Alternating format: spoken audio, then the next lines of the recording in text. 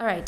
So our third speaker on this part of the panel is Moreno di Marco. Moreno di Marco is a conservation biologist, passionate about addressing the challenges that climate change poses to biodiversity. He's especially interested in developing quantitative technologies for addressing large-scale conservation problems and evaluating how the solutions to these problems interact with achieving other societal goals, such as food production, climate change mitigation, and improved human well-being. Since 2009, he's worked for universities, NGOs, governmental organizations across Europe and Australia, collaborating with researchers worldwide. He holds a BSc, an MSc, and a PhD in ecology, and is currently associate professor at the Department of Biology and Biotechnology of Sapienza University in Rome, in Italy.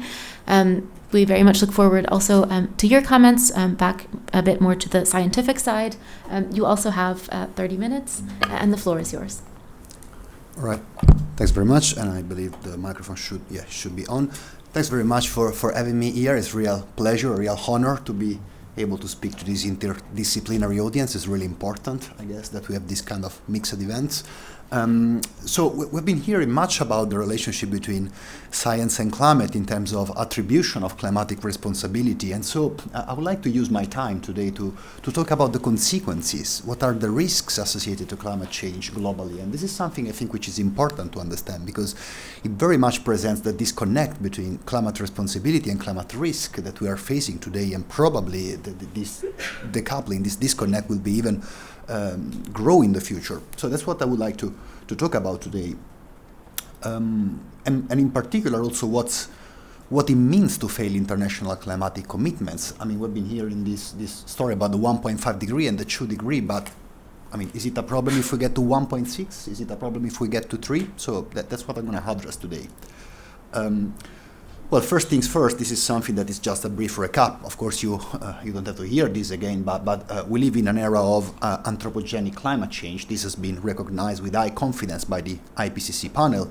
I'm pretty sure all of you have seen this graph on the left many times over, and that shows you the increase in global warming in the past 150 years.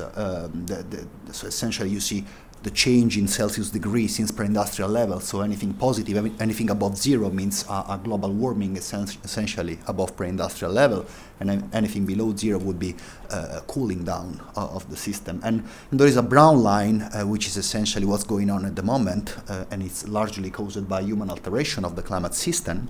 And there is a green line, which is what would have happened without human intervention, so without the huge effect of greenhouse gas emission.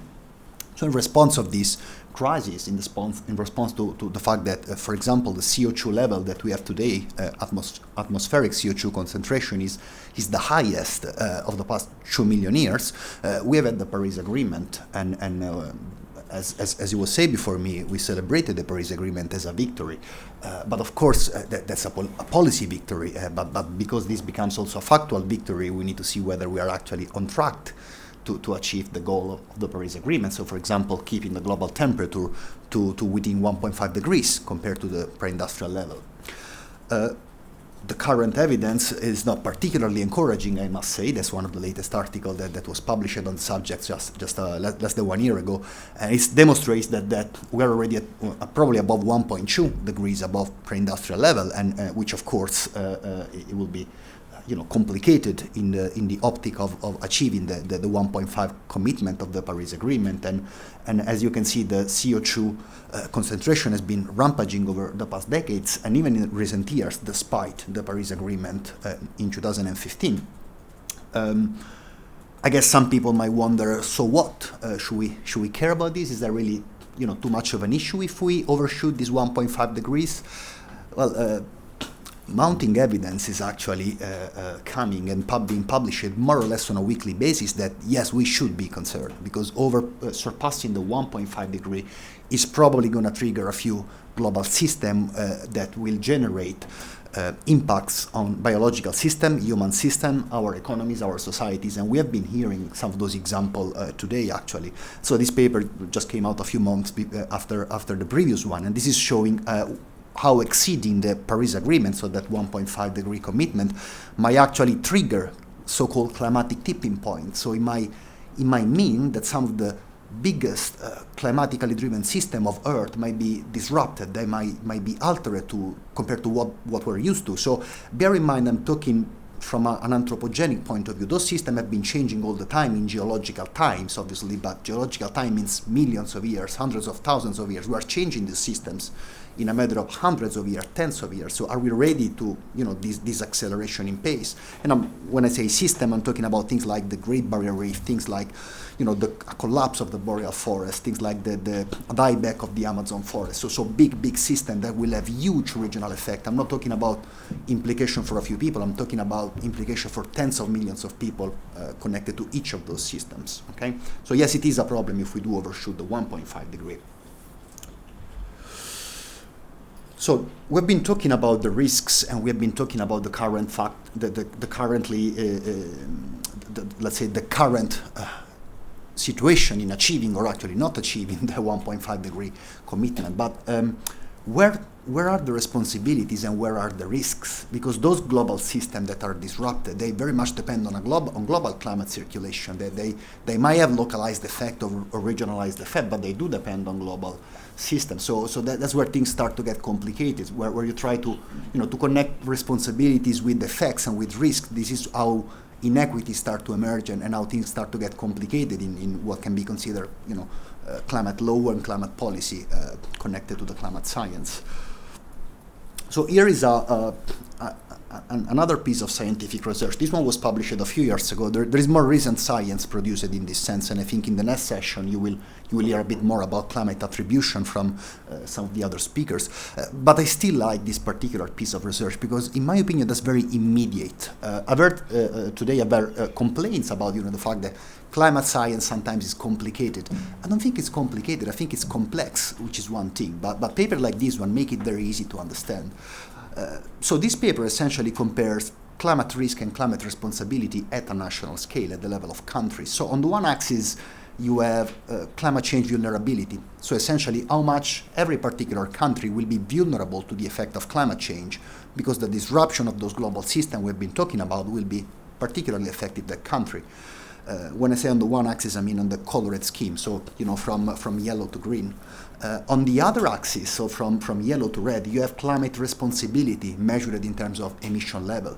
So what it means is that there is countries who are really vulnerable to the effect of climate change, and they have very low emission levels, so they have little responsibility in the alteration of the global climatic system, but they bear the bigger risk. They are the most vulnerable country.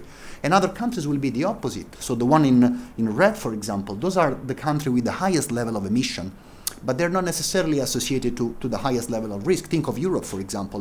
Much of Europe is red. It doesn't mean we don't have climate risk, but it means, relatively speaking, we are at much lower risk of the direct impact of climate change compared to some of the tropical countries, for example, despite we are responsible. And so if you lie on the yellow line, if the country is lying on the yellow line or the green line of that color scheme, those are countries that more or less have kind of a balance between how much they emit versus how much climatic risk they have to face. And look at Africa, for example. This is pretty much all yellow and red in its central part, which means, relatively low climate emission associated to relatively high levels of risk. Some other countries, take Europe and North America, for example, those are in red, which means high responsibility of climate emission, even if the relative risk from climate-driven system and the disruption of climate-driven system is actually lower. So you can see there is a clear disconnect between who is responsible for climate change and who pays the consequences. Let me give you a precise example. Let's focus on this area right here, okay? So that would be the Horn of Africa and Arabia and the western part of India and Pakistan. And let's get back to a few years ago. It was 2018. That's a story that I'm pretty sure some of you already know, maybe most of you already know. What happened in 2018? One of those global systems that I was mentioning before was altered. So this is the effect of cyclones that affect that area.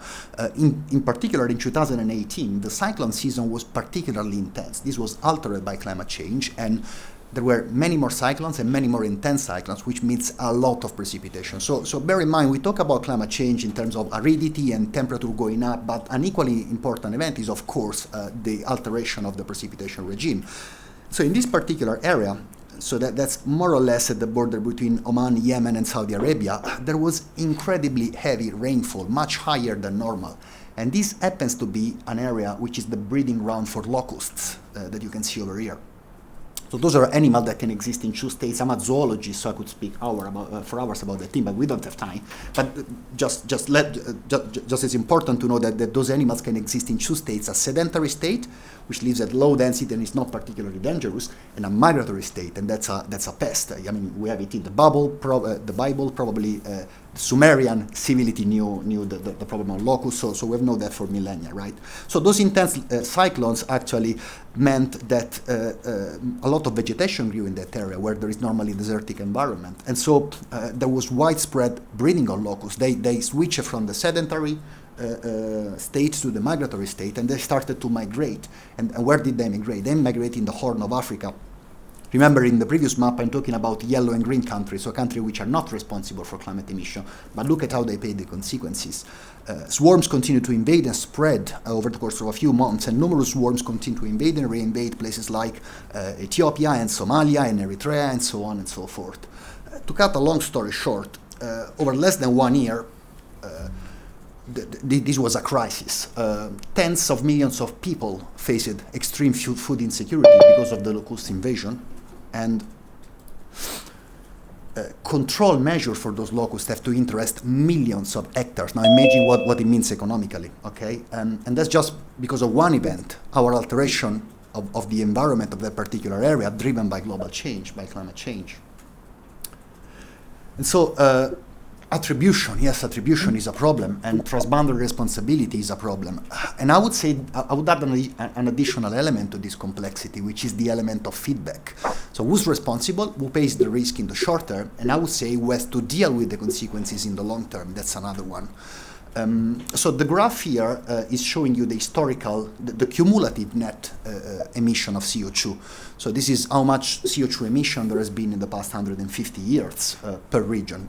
So nowadays the situation is a bit different. So actors such as China, for example, they've become big emitters of carbon emission. But historically, if you accumulate all the carbon emission, this is how the situation would look like, with Europe and North America, for example, being the top at the top of the list in terms of climatic emission, and of course Africa being fairly low in the emission. So this is also a snapshot of responsibility, right? Who is responsible for the current CO2 level? Who is responsible for the current levels of global warming?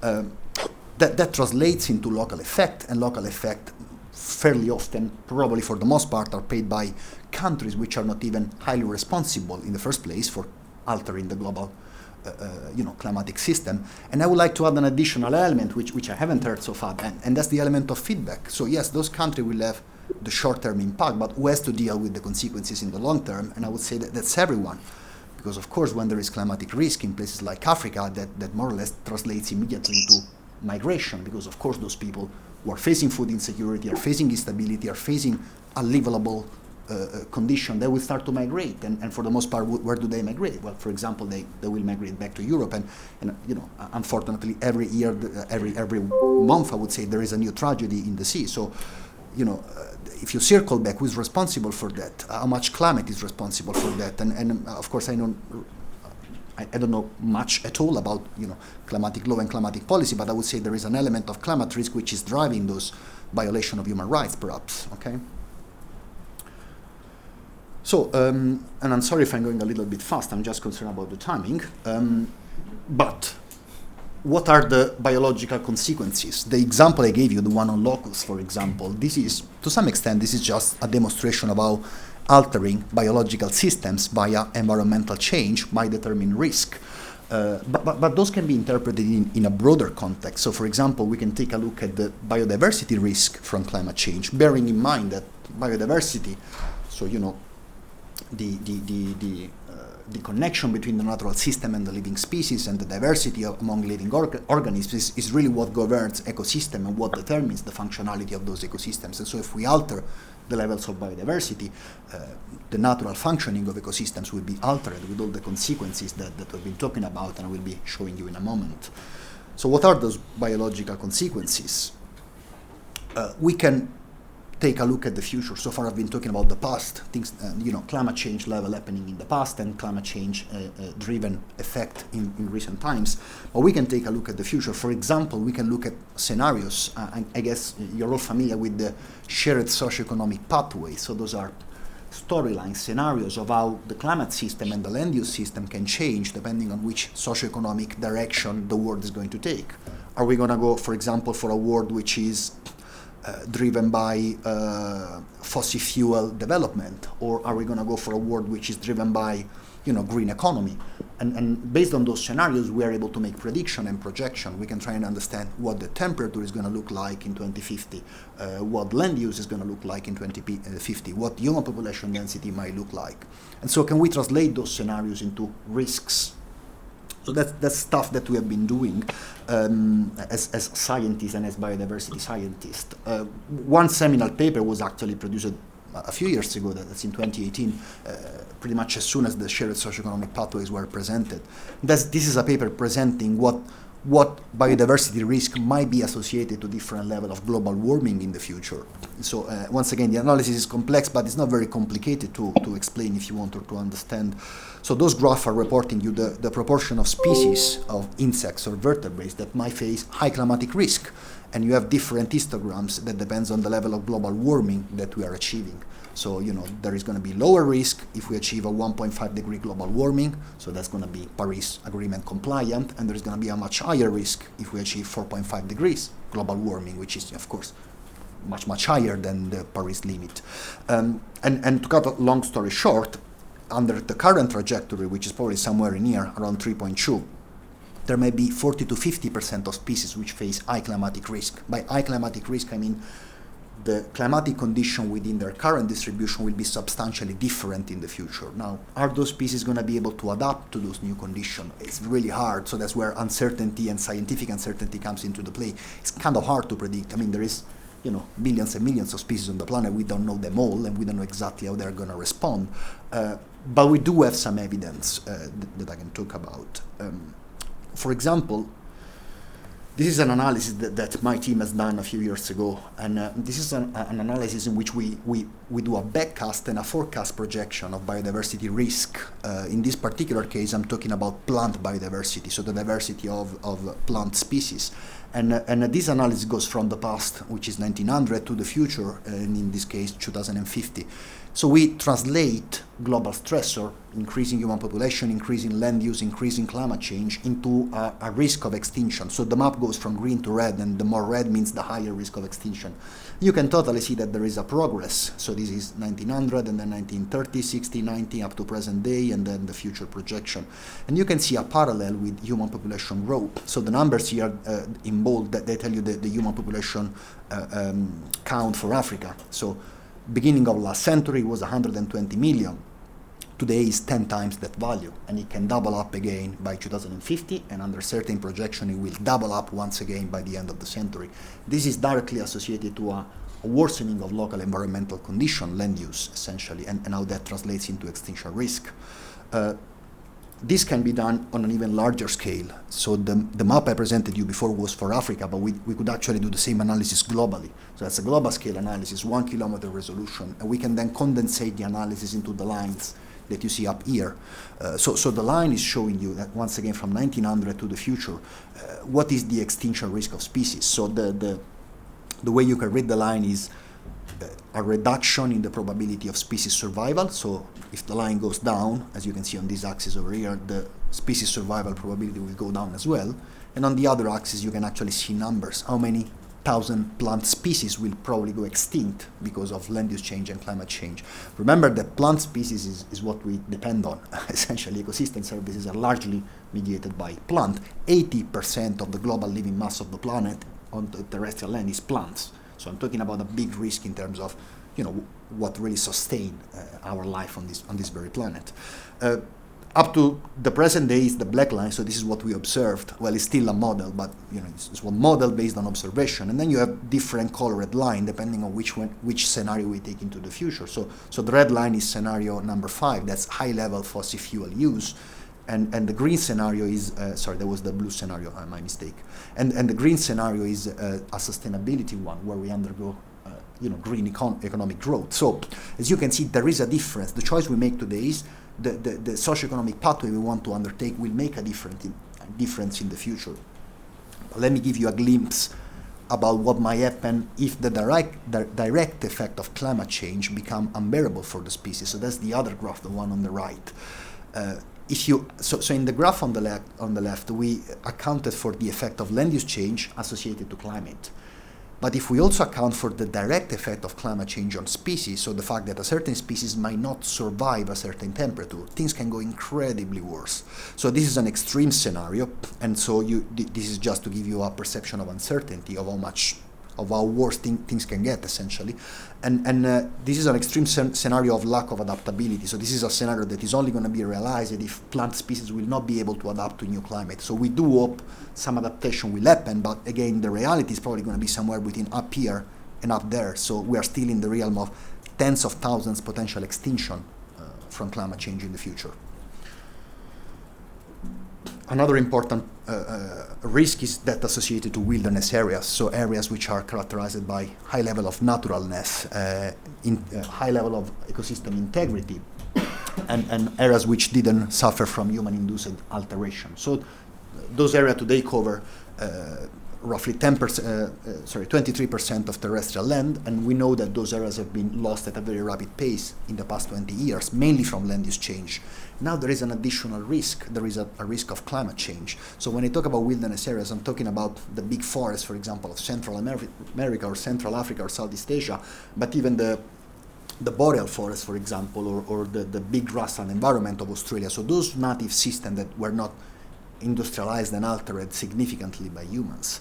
So that's a recent analysis. We've done this one just a few months ago, and we found that there is big climatic risk to those areas. So these are the best examples of intact ecosystem on the planet, which we managed to save from land use change up to the present day, and you can see them on the map up here, but they're going to face high climatic risk. But once again, it's important in the graph on the right to see the difference between the two scenarios. So this is essentially this is a projection of how much of those wilderness areas will be impacted by climate change. So this is giving you proportions, right? So it looks like by 2050, maybe anywhere between 30% and 50% of those areas will be impacted. But once again, achieving the Paris Agreement will make a difference. So the blue line means there is 15% less risk to those areas compared to the brown line, which is our current trajectory. So once again, overshooting the Paris Agreement will have a huge, measurable, predictable, projectable impact on those systems. Yes, there is uncertainty on those projections. We cannot deny that, but still we can make prediction and models. So even Paris-compliant scenarios do bear some risk with them. So you have seen it in the previous graph. Even if we stay within 1.5 degree, it doesn't mean there is no risk. It doesn't mean there is no risk of localized climatic risk, for example. But overshooting the Paris Agreement means that climatic adaptation can become really, really complicated, really, really hard. So that's why it's important to strive for Paris Agreement or as close as possible. I'm not going to go into much detail here because I'm running out of time, but when we do projection of climatic risk on biological system, one thing we can do to reduce the uncertainty is looking back instead of looking forward. So before trying and understand, for example, how climate change is going to affect species in the future, I can take those species and see what happened in the past. Because as many have argued before me, climate change has happened already. It's the pace of climate change that we are altering now, but it's not that climate was ever stable on the planet. Climate was ever changing on the planet. And so perhaps one thing we can do, and that's what we did in this other piece of research, was looking at how species have responded to past climate change. Because if we know that, if we know whether species were able to adapt to certain levels of climate change, then perhaps we can really project risk to the future in a more accurate way.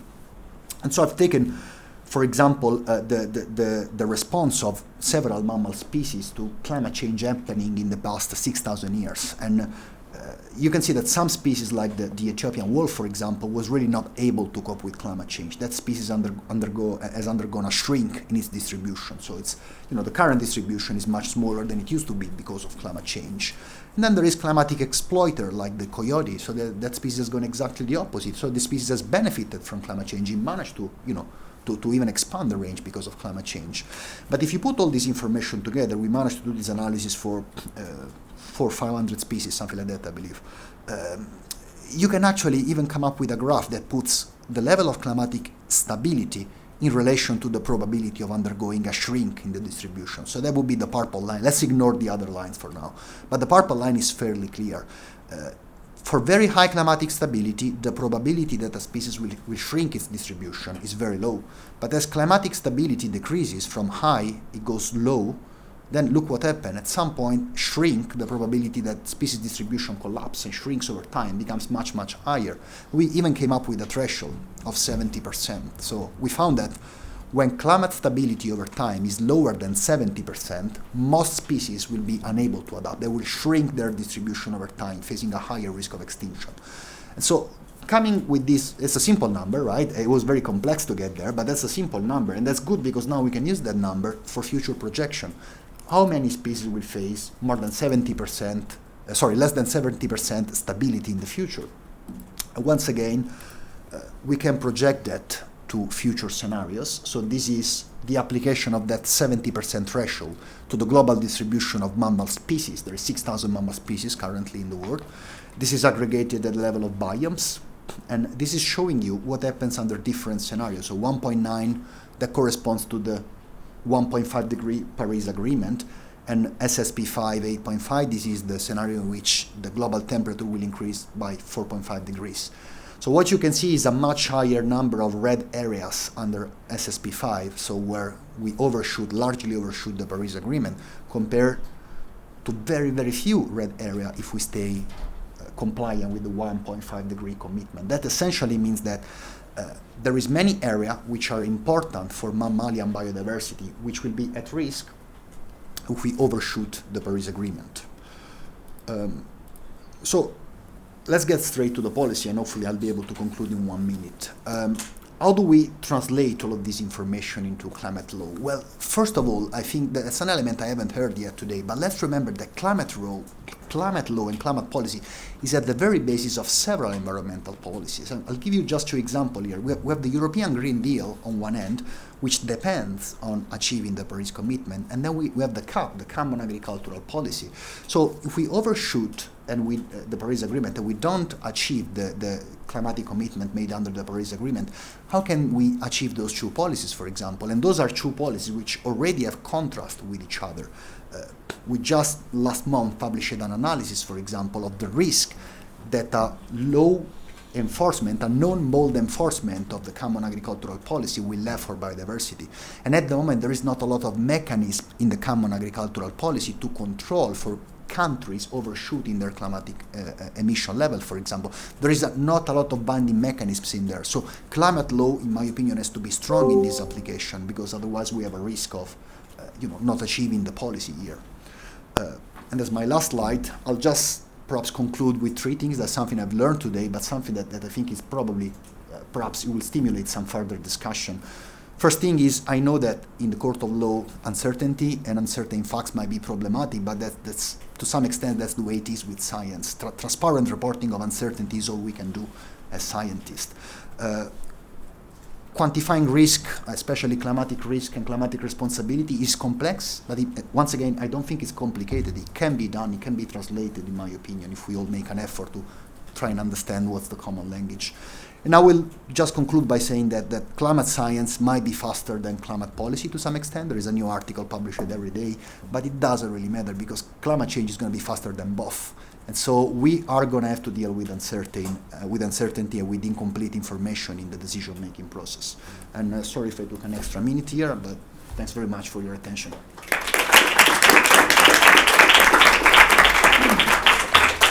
Thank you very much.